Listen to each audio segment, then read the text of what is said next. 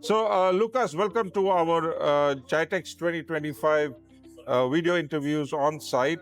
I'd like to first ask you to introduce yourself by giving us your name, your title, a short description of your job role, and what exactly is Office Line. Go ahead, please. Thank you very much for having me. My name is Loukas Tzitzis. I'm the General Manager of Office Line, a 28-year-old system integrator company that's been active in Europe. We're thrilled to be expanding into the UAE and the GCC, the wider GCC area, an area that we believe is redefining digital transformation globally. Our plan is actually quite simple. We plan to bring our 28-year legacy of delivery excellence together with our portfolio that is comprising of cloud, AI, cybersecurity, power platforms, and modern workspace solutions into a region and an area that we believe that already today, it is actually the leader of the digital future. Fantastic, Lucas. So, obviously, as a company based in Europe and you want to expand to other parts of the world, what are your expansion plans and entry plans into UAE and rest of GCC? Our expansion into the UAE and the wider GCC area, as well as Africa, is only part one of our long-term international growth vision and strategy. The UAE and the Kingdom of Saudi Arabia in particular have got such bold, ambitious national digital agendas and strategies, the likes of which we have never seen before. We are extremely optimistic about our capability to address that vision based on our proven skills and experience in cloud, AI, cybersecurity, as well as our ability to deliver consistently and persistently, irrespective of circumstances. But there is a little bit more why we think we have a head start and we will be successful in expanding here. That is our DNA and ethos of long-term relationships based on partnerships and trust. We have earned that trust by delivering for the last 28 years to governments and large customers alike.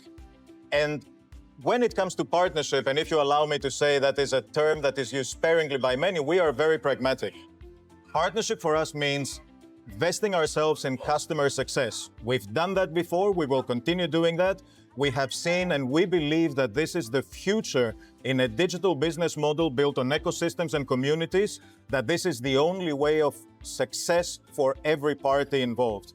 So this is not just about an international expansion. This is about being a local part of the ecosystem, and this is the second part of partnerships. We all say that we think global, but very few truly act local. So we have a dedicated part in our expansion strategy, which is all about local partnerships and alliances, and I'll be talking a little bit more about that later.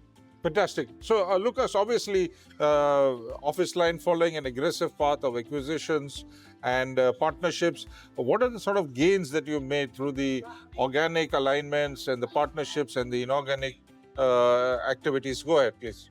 So we, like all companies, we went through a very aggressive phase of organic growth, and this is public domain. Everybody can see the results. So between 20 to 25, we have had a very solid and sustainable path of growth.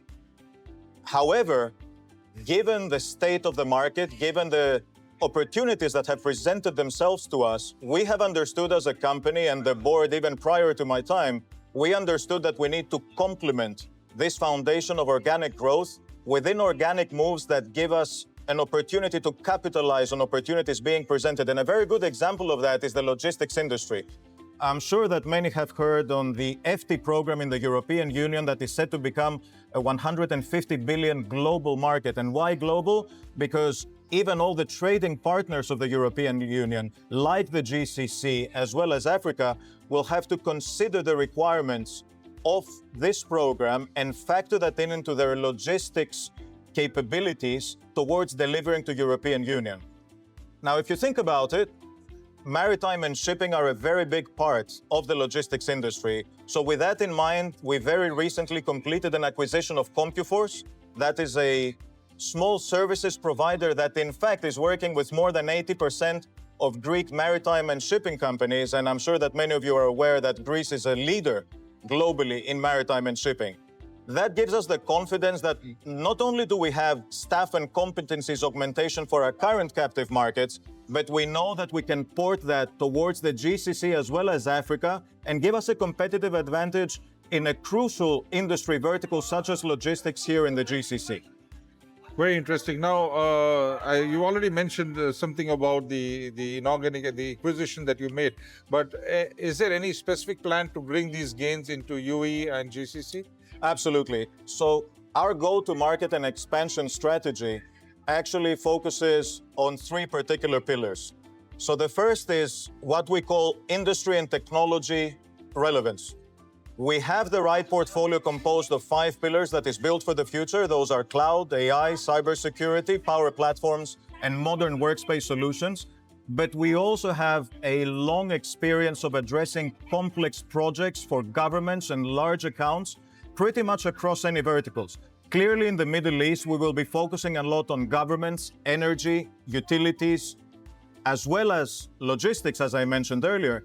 But we know that we have the capability and the potential to help economic diversification as well as the strategic growth of other verticals in the GCC. The second part is actually local empowerment, and this is very concrete for us. Local empowerment means building long-term capacity as well as plugging into the ecosystem through partnerships with local companies to co-create solutions that will address the region's needs. Last but not least, it's about sustainable innovation. We're very pragmatic about innovation, that it has to mean something, and it's not only about delivering it, but executing it as well and bringing those benefits to customers.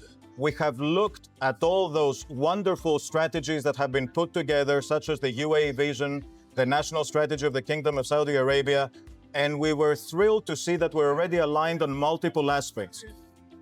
We are therefore very, very confident and comfortable in saying that we will not only plug ourselves into the ecosystem, we believe that we can proactively contribute and be a part of the tip of the spear towards helping the region not only maintain its leadership, but actually extend it on a global scale.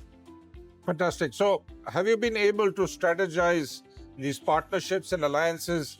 Do you have anything already planned out, a blueprint, a framework for UAE GCC? Go ahead, please. So partnerships and alliances have been at our core, and I have to say, everybody knows that we're a partner of Microsoft, but we've been partnering with many more leading and global vendors. But coming back to what I said, that in this day and era of rapid execution, of speed, which I believe that companies like us have a distinct advantage over larger companies, that advantage comes from not only thinking global, but acting local. To that end, we have been looking at some of the local companies, for example, Ahad in cybersecurity. We have been looking at Emergentel, which is going to be our partner, not only for staff augmentation and business development, but we can see a wider capability through local resources that we will be able to port into our captive markets.